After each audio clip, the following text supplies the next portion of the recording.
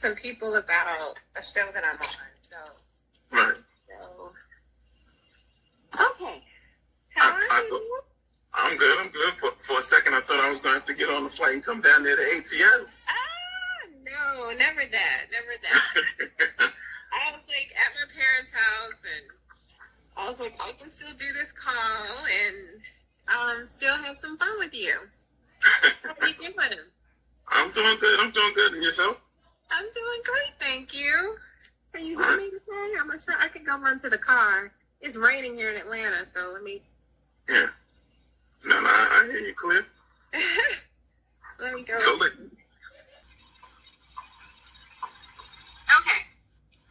We're good now. You hear me? the rain won't let you be great. I don't understand the weather here in Atlanta. It's driving me nuts. So, ladies and gentlemen, welcome to MES Presents 9 on the Cue, the show that discusses billiards and current events. I'm your host, Tyreek A. Murphy, and today our special guest is producer and actress, Reece Odum. How you doing today, Queen? I'm doing good, thanks. How are you doing? I'm sorry for all the technical problems, everybody, but we're good now. I'm good. You don't worry about it. Like I said, the ATL rain won't let you be great. It really won't. So first thing first, before we even get started, how are you and your family holding up out here in these COVID streets? Praise God, we are all doing well, and really thankful and grateful for that. I pray for all the families that have been affected. I hope that you and your family are doing well. Yeah, everyone is good on my end. Can't complain. Yeah. All right, so let's get on cue. So tell us, Reece, when was your first experience to the world of pool? My world of my experience, I don't even remember actually. Gosh, it was probably college maybe, when a boyfriend or somebody took me. But that was the introduction. But other than that, different people who actually have it at their houses or things like that. So. Would you say that your boyfriend from back in the college days was the one that influenced you? Or is it someone now when you go and visit a friend to play? I would say that because I'm a movie buff, as an actor, that, I think in film they have a really great way of making it a very interesting thing to do. Right. And it is a lot harder to do in person than it is when you watch it. So it becomes like this challenge. It's like, oh, let me try and figure this out. And so it's a lot of fun when someone else already knows how to do it and they can teach you. So, and I'm like a sponge most of the time. So I'm just trying to figure out how can I perfect this, Right. So, bonus question, because we got to ask. So, who have you played so far within your friends that you can say, you're pretty good, or they need some work, or maybe you need some work? I don't even know who I could name that I could say that is better than me necessarily. I think that most of my friends are still working on it and trying to figure it out. I don't think anybody's going to be as great as you or, the people that you interact with. But we're all still on a very, 101 beginner's level. Right. That's what I'm saying. So as a multifaceted entertainer, how do you prepare yourself? How do you prepare yourself for the different styles of entertainment roles? How do you prepare yourself when you're going into a producer role, into an actress role? Well, as an actor, of course, we have to make sure that we understand what our role is. With my latest role on Saints and Sinners, I see Clifton Powell join. Hey, Cliff. He plays. How you doing, brother? Yeah. I haven't seen him since I was out there back at the Peachtree Film Festival. Yes, Cliff is awesome. He really is. In so many ways. So, we have to understand our role. So my role on Saints and Sinners right now, and for the past however many seasons, has been a news reporter, an investigative reporter. So that's not something I've ever done in real life, you know. So let me get this. Okay. So, you know, naturally I have to research it and understand that, you know, there's a certain cadence that goes along with the way that news reporters speak and how they emphasize different words and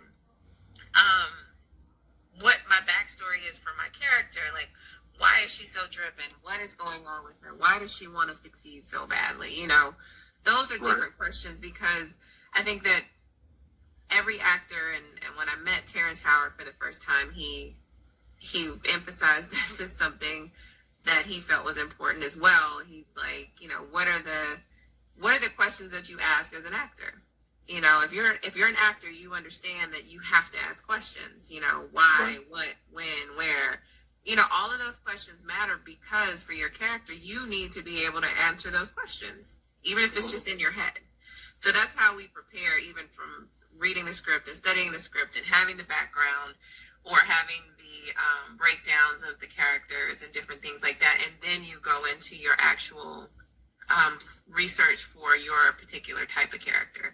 And as far as for a producer, you know, you just have to figure out what is necessary and needed for that particular project. You know, it could be an indie film, a short feature, whatever. There's so many different elements that are needed to help to run and make sure that production runs smoothly. You know, it's a very different hat to wear a producer hat and an actor hat, because I'm in front of the camera and I'm the talent then, and then, you know, I'm an intricate part of that particular production for it to actually work. Right. But at the same time, as a producer, you're the same thing. You're just on the other side of the camera. Right. So, so should I ask, which one do you prefer the most, or which one do you like? Which one brings you the most joy, as a producer or as an actress? Well, I mean, of course, as an actor, that's my true passion, you know, to be in front of the camera, to bring characters to life, to be a storyteller. And that is what truly drives me. But I think in any creative individual, anybody who truly loves and is passionate about the art of what it is that we do, you are naturally curious about what it is that it takes to make everything work. Right? So when you become an actor, to just only care about being an actor, I don't know what that feels like, because I've always cared about how the production works around me. So from lighting to sound to, you know, the cameras, what are we using? You know, all of that matters to me. So I think that it's natural when you see people like Regina King and Sally Richardson and different people, the director's mode, because we are truly artists. So when you're in front of the camera, you might even have a vision of your own of how this works. You know, you have your own visual in your mind of how this is going to go, but you have to be able to take the direction of that person and bring to life their vision for your role. So then you naturally will gravitate towards, I think, directing and different things like that, because it gives you, you know, more room for creativity, you know? So I think that anybody who understands and is truly passionate about the art of what it is that we do, they're going to, you know, kind of delve into so many other aspects of it that you can't even keep. It's not that they're not interested in acting anymore. It's just that that's their passion now. Right. You know, and they just want to make sure they be a part of every aspect, and say that they at least had an experience. And I think it's just natural, because for me, like I said, to be a producer, it's like, okay, I want to be able to have a little bit more creative freedom in certain independent films that I do. So I learn more, I get to do and be a part of more of those conversations when I'm not just the talent. Right. I can help with, oh, this is how we're going to market it. This is how we're going to do this. It's a whole nother piece of the business, and you have to love the business in its entirety to be able to be successful. So I think that it's important for people to understand how it all moves. Right.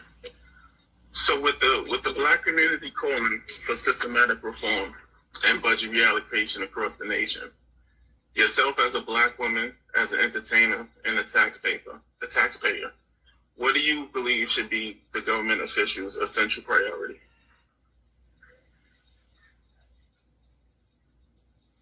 That was a lot that you asked in that one question. To be able to answer it effectively, I guess I'll just try and summarize it. I think that, laws by definition were intended to be inclusive of all and understand and be able to be used across the board in a very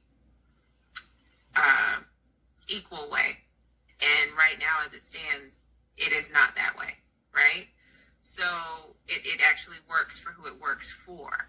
So until they're able to truly reform, by every sense of that word, it's really not inclusive enough of everyone the way that it should be, because there's so many loopholes in there that allow them to use it in a way that, like I said, is beneficial to them when they need to. Much like what's going on with Breonna Taylor and different things like that, from a state to state, from a federal, whatever law. Those laws are outdated. They are all needing to be revamped. But again, that just circles back to the fact that we need to vote. We need to make sure that there are lawmakers in office that truly are hearing and listening to what's going on in our communities as a whole, and are working towards and for us, because that is their job, to be of service to us. Right. So until they're able to do those things, it's not, and the only way that they will be able to do those things, let me say that, the only way they'll be able to do those things is if everyone is on the same page. And that's the hardest piece of anything that has to do with the laws that we have going on in our country right now, because everybody is not on the same page. So to be able to answer your question, like I said, in a very accurate way, I can't, because I don't think anybody has the true answer. We can speak emotionally right now and speak to what it is that matters to us, individually, based on what we've been experiencing, especially in this past year. But it's so much that has happened over the years that is we're actually reliving in a different way. And we thought that it had been reformed, but it really, it's just a different time with the same things happening in our faces, because we have these phone cameras and different things like that. And it's very disheartening, and it's very disturbing. And, that's why I'm very, very vocal about telling people to vote and vote for people who, nobody's perfect, but you have those people who are more for you than against you. Right. That's something that you can truly see in people's history, or people's, not political histories, and people just in general. I mean, you didn't have a problem voting for this person when they were with this other person, and I'm not vocal about the fact that I am a Biden and Harris, voter. I will vote for them. I will advocate for them. And it's not just because, Kamala is my sorority sister. I don't even know her personally, but I'm just saying nobody's perfect. But look at who we have now. So that only contributes to the problem of the question that you've asked. Mm-hmm. So it's a trickle-down effect, and people can talk about it all day, about how, we shouldn't. Hold on one second. It's so annoying. I'm trying to start the car. Okay. So people saying,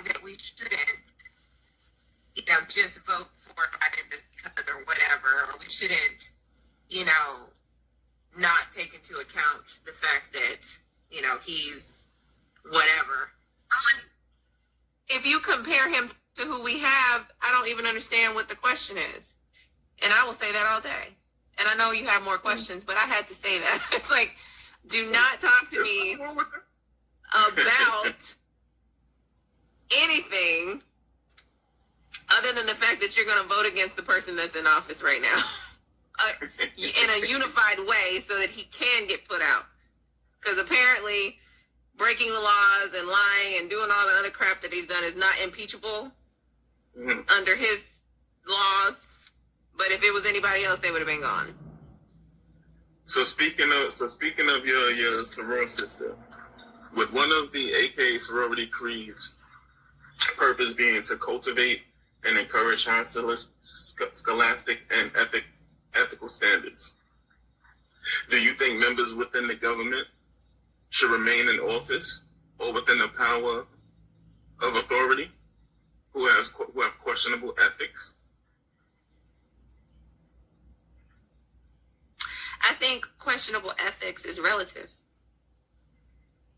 You know, if someone has outright done things that are unethical, like the president that is there right now, I do not feel like he should be in office. I don't think he should have ever been in office, but that's me. And, you know, if you get me talking about politics, then that's a whole nother thing. So I try to hold back with that, you know, because I know people are very sensitive. But if you're going to use him as an example, sure, yes, he needs to be cut out. But there are people who are in positions of power where decisions that they make, say, for instance, if you are an attorney general or you are, you know what I'm saying, certain levels of power, and as it relates to law, you know, a lot of times, you know, there's precedents. There are a lot of different things that kind of put them in a box of how they can make certain decisions. So you truly can't judge people necessarily on certain things where if someone was to go to court, they could, you know, use that against them. Does that make sense? So you have to think about every aspect of what it is that we're talking about. You know, political power, politics in and of itself is something that, like I said, is is a smoke and mirrors type of thing. You know, they'll show you what you want to see, but that's in life. You know, you always get to see what people want you to see, but as I've said before, no one's perfect. You have to focus on the big picture. You have to focus on the pros and the cons. Like, you have certain people like Biden who have done some good things. Sure, you have certain things that people might want to say, oh, you know, Kamala did this and Biden did this, but okay, maybe they did, but why did they do it? What was going on? You have to think about the backstory. Like, you know, as an actor, what was going on to make that happen? What happened to make that happen? You hear what I'm saying? Right. What caused them to have to make that decision? You have a person in, you know, think about Breonna Taylor. Like, how and why would those people choose to say and do what they did? Those people killed that woman. Right. In her home. And I'm not saying that it was justified for them to say what or do what they did, but why did they do that? Why did they say it? How were they coerced? You have no idea what was going on with that whole situation. And now that attorney general, or that person that was over, God, I can't remember his name, but the black guy who took all these days to do this. The attorney general. Yeah, he is one of those people who, again, it goes to he is influenced. His decision making is influenced by the people who voted him in. He was voted in by people who say what or do what they did, but why did they do that? Why did they say it? How were they coerced? You have no idea what was going on with that whole situation. And now that attorney general, or that person that was over, God, I can't remember his name, but the black guy who took all these days to do this. Yeah, the Attorney General, Daniel Cameron. He is one of those people who, again, it goes to he is influenced. His decision making is influenced by the people who voted him in. He was voted in by people who knew that they could control him, and he is, for lack of better terms, like in my opinion, indebted to them, and there's no way for him to do anything right because he's going to do whatever it is that these people tell him to do. I don't care how much we protest in front of his house. You know, he's not going to budge, just much like most of the people who are going to jail for Trump. Right. So we can vote them out, but we have to also vote good people in who are really for the people. Like you have people like Lucy McBath here. She was an actor. Her child Jordan was killed, in Florida, and then she became a politician. And she's really and truly making a difference here in Georgia. She used that negative aspect of her life where her child was killed for no reason, and she chose to become much like other mothers in that unfortunate situation where they lost their child, chose to use this negative aspect of their life to become a positive for other people. And until you get people who are truly passionate about servicing the people of their communities and for the good, and it's not like a self-gratifying role, you're never going to have the change that you want. Right. So we're keeping that aspect of bringing awareness to the situation. Do yourself and or the AKA sorority have any plans or events to bring awareness to social injustice? Well, I know that it's, political things in general, and sororities and fraternities, as you know, it's not something that I think that we are at liberty to do as freely as we might want because of the possible differences within our own sisterhood in terms of political opinions, right? So if anything, they would do I would assume they are going to do, a get out and vote like most. I'm sure that at a college level, undergrad and grad, they're going to, really focus on getting people to vote like I've seen. But as far as, I think that all of us were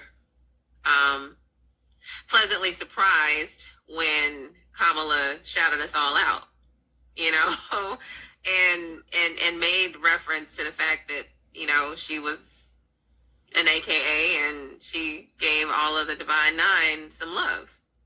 Right. And I think that shows her loyalty. She's going to, I feel, if nothing else, make sure that if she has the ability to do things that are necessary to help the greater good of all, that is going to be her mission. And I feel confident that Biden and Harris will be the best ticket for our country to try to dig itself out of the hole that Trump has and his administration have put us in. And hopefully, like I said, like you with your organization and others, that hopefully the Divine Nine can actually bring, a lot of votes to, the Biden and Harris ticket. Right. So let me ask you this. Do you think organizations such as Our Black Party would get enough support in order to stimulate that good trouble that John Lewis always referred to? Say that question again so I can make sure I answer. Do you think organizations like the newly formed Our Black Party will gather enough support amongst the Black community or just allies of, a good elected officials that will be able to stimulate good trouble as coined by John Lewis? Well, I love that, that coin phrase that he had. I was born and raised here in Georgia, so the civil rights movement, and my father grew up in that time, is something that you can't help but be a part of in general, because Atlanta was so pivotal in that movement. So John Lewis and his political run here in Georgia in and of itself was just amazing. And I hope that it, can be of some benefit. You know what I'm saying? That's all I can say. I don't know enough about it to speak on it, but I do hope that, anything and everything that is about good trouble is good trouble. Yeah. Absolutely. So with major sports being on restrictions as a result of COVID, coming back to Billiards now, do you think you would enjoy seeing it as being one of the sports depicted on TV? And would you watch? Would I watch people play pool? Yeah. Yeah. I mean, I think that it's a fun thing for you to be a part of. So it's like I said, it's a competition that's a competition within itself. I can't imagine anybody, just like any other sport, not wanting to watch and see who's better at it than the other person. You know what I mean? So I would say yes. That would be me. Now, can I play it? Would I be on the show or on the... No. I don't think that... now, if I do get a role or a character where I have to learn how to play it, then that will be a whole other thing. That would be a whole other thing, and I would truly make sure that I, perfected that to no end, so that you would think that I played, hold on one second, that I played, I'm not played, but that I can actually do the best depiction of someone who is in that particular sport effectively. There you go. I had to move out of the parking lot. My sister. So. Right. So, what is there any celebrity that you would like to play a game of pool against, or any iconic figure? Let me see. Who would I want to play against? See, you're making this hard. I would need to know exactly who plays. Name some, and then I tell you. I mean, you have Diddy, you have President Obama, you have. I would play President Obama. There you go. Or better yet, to even give you some individuals there in ATL that's right in your backyard. You have T.I., you have Tiny, you have his son. Somebody says Oprah. Oh, there's one of my friends. She says Oprah. You have Killer Mike. You have his wife. And I reached out to them because I saw pictures of them actually playing. So you got a few people there in your backyard just to give you a couple of names. Well, you say President Obama. Everybody who knows me knows. I would love that. That would be a really dope. I would totally enjoy that, because you could also get a whole bunch of I think it's much like golf. If you think about it, you could really have some really great conversations if it's on a friendly level. Not right. If I was on the competition that's on television that you're speaking of, but, truly having fun and shooting pool, it totally would be, President Obama. And then if I had some other people, with my friend is putting all this stuff on here, I would love to play with Nicole, Ari, Parker, Oprah, T.I., of course, Keisha, she's naming so many people. I did not know this. You really you got me for something. I didn't know who played like that. But I mean, this shouldn't really be too much, as a surprise to you. I mean, we have chatted before, we've communicated before about projects. No, I know. I'm talking about the people who play. I didn't know all of these people play. I mean, now don't get me wrong. I didn't know. Yeah, they don't play professionally. But I mean, I would not have known to pick those particular people when you asked me who I would play with. That's all I mean. Yeah, absolutely. They're down there. I might turn around and have to see if I could run into y'all and you know, get a game going, talk about some things. You know? Look, I'm still just trying to get the whole form together. Yeah. No, you got it. You were good. I mean, you know, besides the rain trying its best not to let you be great, you were good. See, now I'm in the car, and then my sister's like, "Oh, can you move out of the driveway?" I'm like, "Geez, can I just be on this live?" Because I normally would be at home doing it. Right. See, now it's your sister just won't let you be great. Say it. But no, I'm so excited when you asked me to be on your show. Thank you for having me. Absolutely. You know, I was going to extend the opportunity to you, and I mean, maybe a few others if they ever pick up or open their emails to read it. You know, they're not accustomed to getting communication from me, or in some instances, they might not even know who I am, even though I explain exactly who I am. You know, but it happens. Well, you know, once they know, then they're going to jump on the show. I'm sure of it. I'm just saying, if you know, you want, don't, by all means, don't let me stop you if you want to, you know, tell people now. Of course. I will let them know how great you are, and they need to come in here and talk to you so that they can give you more in-depth conversation about the billiards. I can't. Look, I only talk about the things that I am super good at. Like, once I get good, like, so good at that, then I'll talk to you about it more. You know, but it's like, I'm still trying to perfect it. I'm going to tell you the truth. It's like my sister in tennis. Like, she's truly a professional at it. I wouldn't talk to you about tennis until I could truly hit the ball.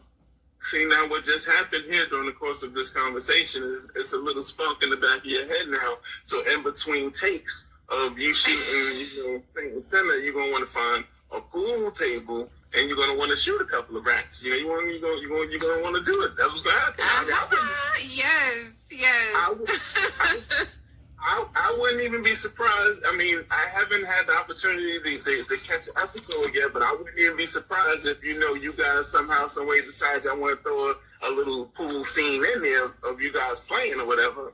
Mm-hmm. Of my character playing, that would be dope. I would love that. Yeah. Because I'm sure that they've had pool, you know, at some point, because we have a few different scenes that are in clubs and different things like that you'll probably see. I don't know how much of the game that they've actually played, but I know that there have been pool tables there. So, like, maybe, yeah, like you said, if I could say, sure, in my extra skills part of my resume that I can play pool, then that would be a part of it. So either you're going to teach me or somebody's going to teach me and I can get it done. Oh, yeah, absolutely. Listen, now, don't worry about that. I got the team for that. My athletes will turn around and do all of the training and stuff like that. I let them. So outside of you know, St. Center's project, do you have anything else going on that the people should be aware of or be on the lookout for? Well, as soon as I can tell you about it, that's when we can talk about it. But there are some really great things that are on the horizon that I would love to tell you about, but I can't. Okay. But as soon as I can, I promise.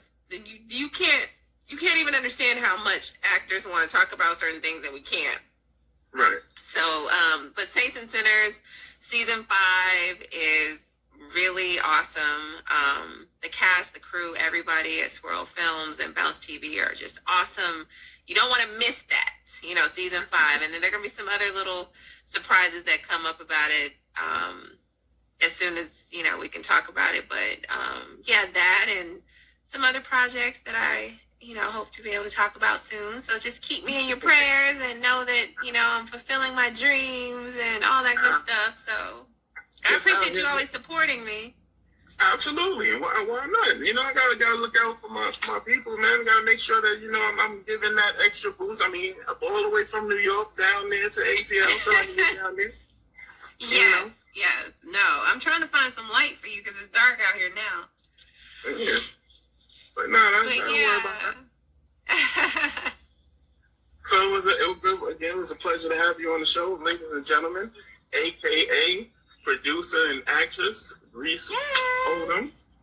Thank you for joining us. I'm Anita Robinson on Saints and Sinners. Be sure you watch it on Bounce TV. You can binge watch on Hulu right now or on Bounce TV if you have it on demand. I'm sure of it. But I know on Hulu, definitely you can. And whenever they replay it on Bounce TV. So watch Saints and Sinners so you'll be ready for season 5. All right. That's the game plan. That's everybody's homework as well as mine. Yes. I was on, a few seasons before, but now I'm back. Right. You said you was on a couple of seasons before that. Yep. And so now my character's brought back. So now you get to see where my career went from the stuff that I did in the previous season. So you got to watch to see where Anita, took her career. Absolutely. and even all of the stuff that she can't talk about right now. So once Reece can talk, once I can tell you the next one, y'all are gonna be like, oh my God. So ladies and gentlemen, we're gonna bring her back. That's pretty much what she's saying. We're gonna bring her back. Don't worry about it. We're gonna bring her back. And I'm gonna do my homework so that I can talk more about my professional career and pool.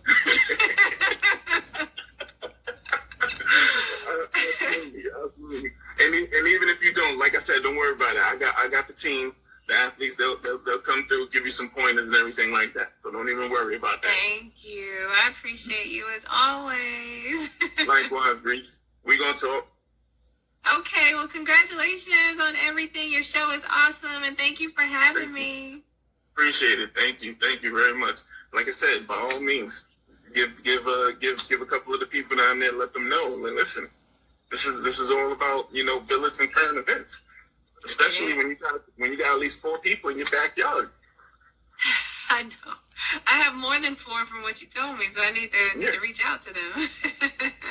now you know who you can play on a Saturday night when everybody got a free Saturday night. Once I know how to play effectively and win. I don't want to be out here embarrassing myself in these streets. Come on now. Listen. This is why I'm going to bring the team for you to make sure we don't have any of those type of problems. Because people are quick with the cameras and they want to put it up. And I'm not going to lie to you. I'm a chuckle for about 1.2 seconds. That's it. I knew it. I knew you were going to laugh at me. and then I'm going to get with the straight face, take that down. I'm not going to let you embarrass Reece like that. Take that down. Only leave it on the story for 24 hours. Just leave it on the story. No, don't do me like that. No, we're not even putting it on the stories. Now, we're not even doing it. Okay, well, right. Thank you again. Absolutely. We're going to talk, Reece. All right, you take care, okay, and stay safe up there. You too, Queen. Thank you. Bye, everybody. Bye.